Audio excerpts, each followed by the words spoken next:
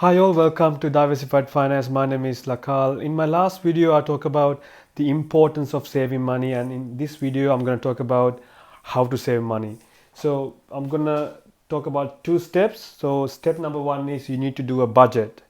So it could be a weekly budget, it could be a fortnightly budget, or it could be a monthly budget. So what you got to do is you need to have two columns like this. So first one is income, the other one is expenses. So all your income, it could be your salary, it could be a dividend that you get paid from your from your shares, or maybe you could be renting out one of your rooms, like for outsiders, so you get money from that as well. So all your income has to go here.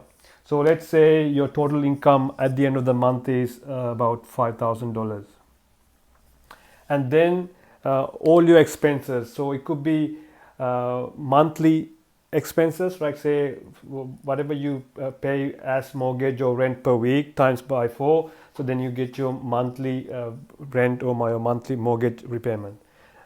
Likewise, your car payment, food, clothes, electricity bill, water, gas. So roughly how much you spend every month. But you have to make sure these numbers are exact. Otherwise, end of the day, you might not be able to get a correct number, and you might not be able to achieve your goal as you plan. So and even if you have any kids, their expenses could go over here. So let's say at the end of the month, all your expenses somewhere near say 4,500. This is just hypothetical, it's not real. So I'm just doing this just to do the maths. So step number two is then what you got to do. So you have all your income here per month, then you have all your expenses here, which is like 4,500. So then you what you do, you minus expenses from your income. So income minus expenses, and that will be 5,000 minus 4,500, which is $500 a month. So and this has to be a positive number, right? So because if it's a negative number, and if you're using your credit card to get ahead, that's something not really good. So you have to always make sure that your income is greater than expenses. So if it's a negative number, then what you got to do, you got to come back here and then make sure you cut down your expenses and make sure you have your income is always greater than your expenses. And then so you project that. So you have income minus expenses. That means you can save $500 a month.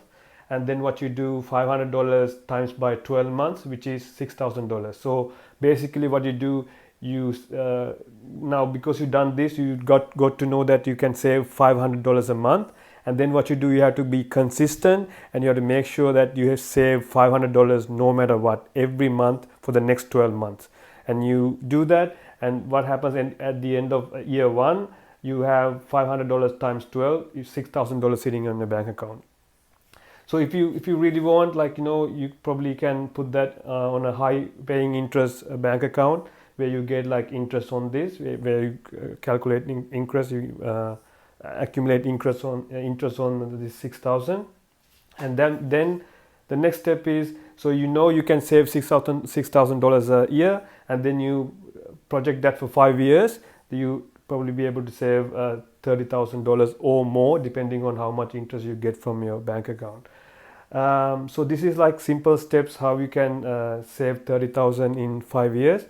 But if you think this number is too big, if you feel like you cannot save $500 a month, you would rather start off with something like $100 a month, because it's very important that you got to be consistent, and you make sure you save whatever the amount that you get here for a long time, no matter what happens. So the only issue is if you start off with some crazy number like $1,000 to $2,000, like you're trying to save that much of money, which is not possible. Maybe a few months after, you might give up, and you might not follow this, right? So we don't want that to happen. So it's better to start off with something small, say 100 or 200 if you can't save $500 a month. And then along the way, if you feel like you can save more, you can cut down more on your expenses, then you can increase this number by $50 every month. So you can do that if you want. So that's very important, and we have to make sure you are consistent, and no matter what happens, you save this amount like every month for a long time, 4 to 5 years, and then end of probably 5 years, you probably have 30,000 or more in your sitting on your account, which is a pretty good amount. So that's it for today. In my next video, I'm going to talk about how to cut down on your expenses. Until then, thanks for your time. I'll talk to you in the next video. See ya.